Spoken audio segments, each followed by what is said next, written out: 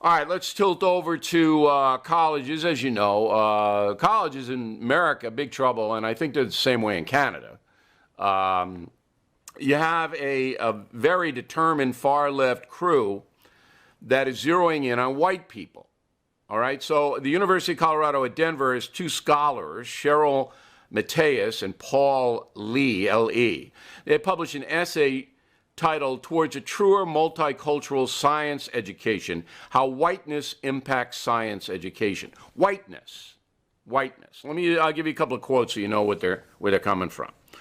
Whiteness embraces white ideology, and because whites are at the apex of the racial hierarchy, whiteness becomes normalized and is invisible to those who benefit the most from it.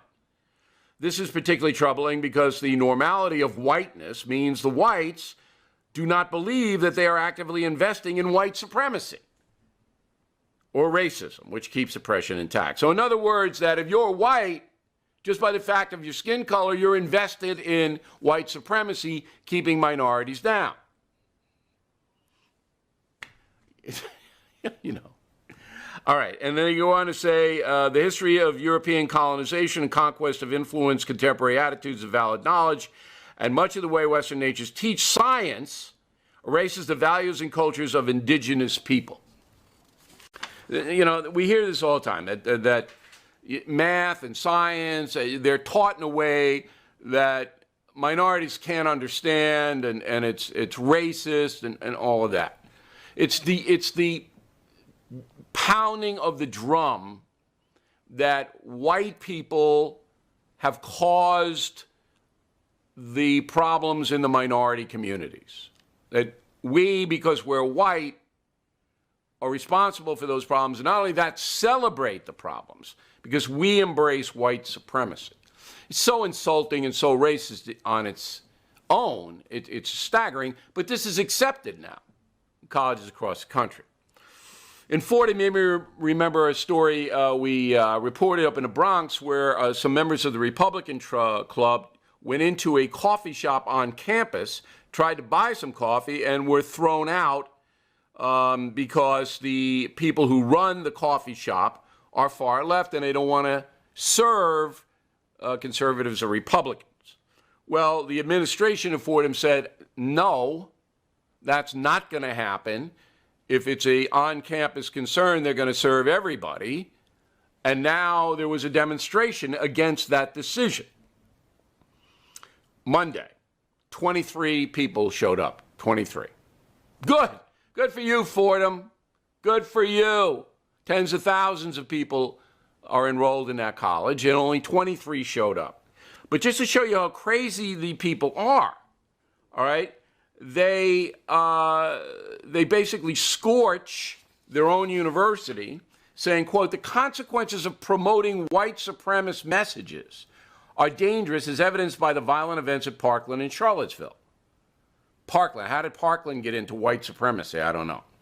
While the presence of white supremacy on Fordham's campus should be taken very seriously, the administration has failed to publicly denounce it. Well, I don't think the administration of Fordham believes there's a climate of white supremacy on the campus. And because they don't believe that, they're racists. So if you don't believe there's white supremacy on the campus at Fordham, you're a racist and a white supremacist yourself. Let's bring in Dr. Jordan Peterson. He comes from University of Toronto. He used to teach at Harvard as well, professor of psychology. He's got a best-selling book out called 12 Rules for Life, an antidote to chaos. You know, you hear me talk about chaos a lot on this program. Anyway, Dr. Peterson has been in the forefront of fighting for free speech on college campuses and attacking political correctness. So I want to walk through this with you, Doctor. How did it get this bad, first of all? How did it get this bad? How about 30 years of subsidizing radical leftists on university campuses? How do they subsidize? Well, they're subsidized by tax money, paying their salaries, and then, of course, they're also beneficiaries of tuition. And I suppose that's more reasonable because at least that's not compelled tax money. But the campuses have becoming increasingly leftist-oriented since the 1970s, I would say. And now we see the results of that. And the results are the sorts of policies and statements that you just described. So the idea of that our culture is intrinsically white supremacist is becoming, what would you call it, accepted. Accepted. And if you fight against it, then you're a racist. So, I mean, there's no dialogue. Well, the thing is if you fight against any of these ideas, then you're the worst exemplar of whatever it is that they're proclaiming. That's and you have to be destroyed. You not only do you have to be marginalized, but you have to be destroyed. But let's get back to this. Was it the deans? Was it the schools themselves, like Harvard, where you taught, or University of Toronto? They recruit these far left people? Was it a weeding out of moderates and replacing them with far left? No, I think it was partly the proclivity of people who have a left-leaning temperament to pursue careers like those in the humanities and the social sciences. So there's a self-selection by temperament. And then I think that then there was an additional ideological overlay as postmodernism became the increasingly accepted mode of intellectual conduct on campuses. And so I think that snowballed rather unexpectedly. I mean, I think as well, those people who are possessed by a far left-leaning ideology, of course, also tend to exclude anyone who doesn't share their ideological presuppositions. So I guess that's three factors that were at work simultaneously. And they don't even hide it. They're not even hiding the fact that they don't want your opinion or my opinion broadcast or in a lecture or in a debate. They want to shut you, me down, hurt us, marginalize us, get us off whatever venue we're on. But it seems to me that in America, and maybe Canada as well, there should be pushback by not only other faculty members, but the students. There should be pushback saying, look, we don't want that kind of a campus. We don't want to live in a totalitarian academic environment. Well, I think that is happening to some degree. There are more and more free speech clubs being formulated and with increasing memberships. But part of the problem is that people who aren't politically ideological, let's say, are busy doing other things, right? They're busy getting educated. They're busy becoming engineers or scientists, and they don't really have the time, in some sense, to attend to these political issues. And most of the time, that's actually a pretty good choice. But I'm afraid we've got to the point where the ideologues are increasingly threatening the integrity of even the scientific disciplines, especially biology is really their next target. And so I'm afraid that the students and the faculty members who've been asleep while all of this is happening, and perhaps rightly so, have to wake up and notice that the political has become relevant, unfortunately. I think many administrators fear these people. Deans. They fear them and pander to them at the same time. Yeah, they fear, but the fear overrides due process, for example. I mean, we're saying in many college campuses. There's an unholy alliance between the administrators and the radicals in some sense. So one of the things that's happened in the United States, I would say, is that as the universities have become more and more expensive, and a larger and larger proportion of that expense, let's say, parsed off for the administrators, and more students relying on student loans, what that means is that there's been a transformation in the way the universities conceptualize students, I would say. So the students are primary sources of revenue, and they defer their future income, all right? They pay their future income in their tuition, essentially. And now you can't declare bankruptcy if you have a student loan in the United States. So the administrators have figured out how to pick the future pockets of university students, and I think they're willing to leave the campuses. They're not willing to discipline the students or to hold them accountable, because that would interfere with treating them in the kind of consumer-friendly manner that increases the probability that they're going to stay in university and rack up debt that they can't drop. Well, so, maybe that's a factor, but I pointed to Yale when there was a housing director who said, hey, you know what? This Halloween costume political correctness, this is insane. You want to dress up with a Mexican hat, go have fun. And that woman and her husband, who taught at Yale as well, had to leave. They were forced out of the university. All right? Nobody in the administration came to their aid. And that's what when I'm talking about fear. I've seen colleges. I went to the Kennedy School at Harvard. You know it well, correct? Yep. All right. In the mid-'90s, there wasn't any of this.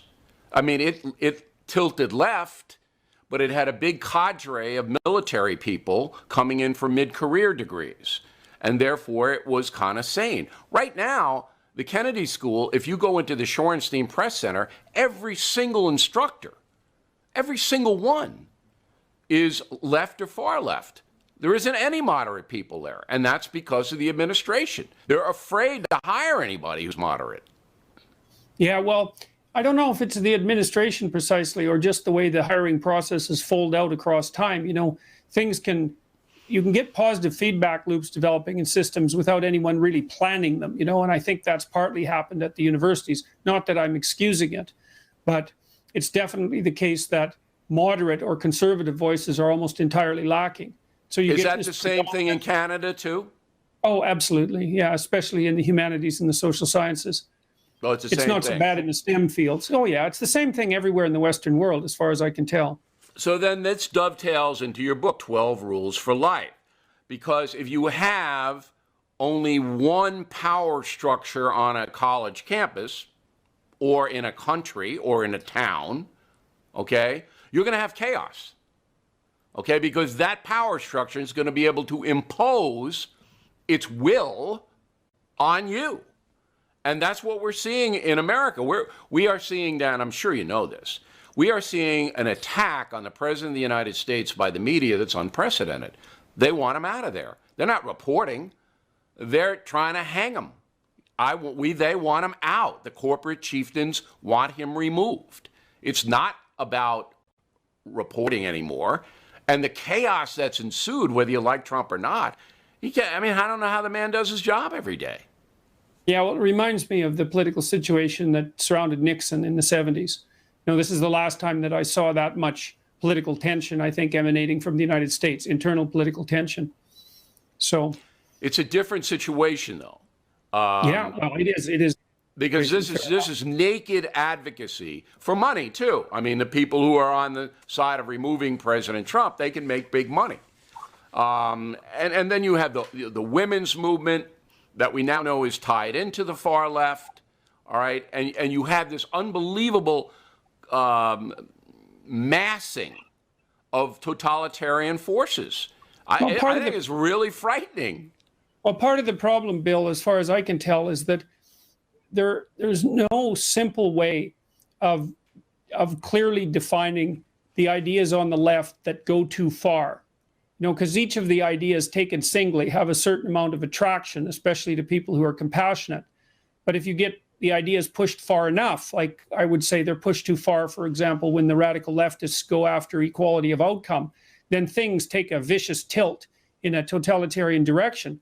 But it's not easy to explain that to people who don't know anything about history and who don't know anything about philosophy. Like, it's hard to put your finger on exactly why that's a bad idea, you know. But there is a backlash brewing. Look, yeah. if Mueller indicts Donald Trump, there's going to be a civil war in this country, in the United States. Well, let's hope it doesn't get to that. Do you think he will indict him? No, I don't think he will.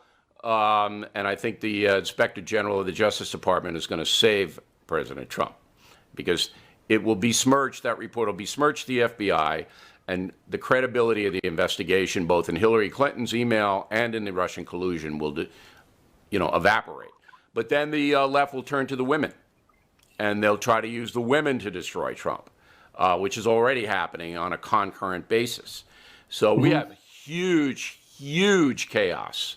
To go back to your book, which I'm really enjoying, Professor. It's a little intellectual for me. I'm a simple man, but I'm enjoying the 12 Rules of Chaos. I want everybody to check it out. And it's very nice of you to talk to us today. We'll hope you come back. Oh, it's very good talking to you. And good luck to you. Thank you. All right. Bye-bye. All right. And on the subject of Canada, some illegal